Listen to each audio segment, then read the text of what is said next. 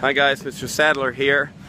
I'm at High Falls Gorge in central New York, and I just want to take a few minutes and explain the logic behind how a field geologist understand where a big boulder may have come from. So right here behind me is a big boulder, and generally, I'm a little bit out of breath, I just came up some stairs. Generally, there's one of three choices for where this rock could have come from. Number one is that it actually formed right here where you see it. So this is Latin. The word in situ is Latin for in place, and this is a word that I talk about in class. And what's happened in this scenario is that it just weathered down and it formed a kind of a round boulder. But this is where it originally formed.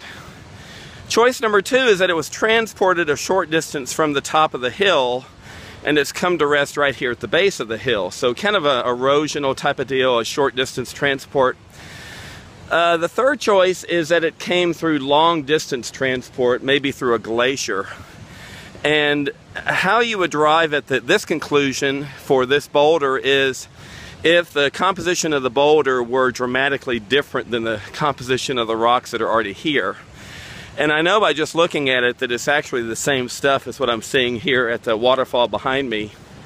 So I've come to the conclusion that it's either it formed in situ, or it's actually what they call float, which means that it came down from the weathering or erosion of the hill, or it came up from top of the hill.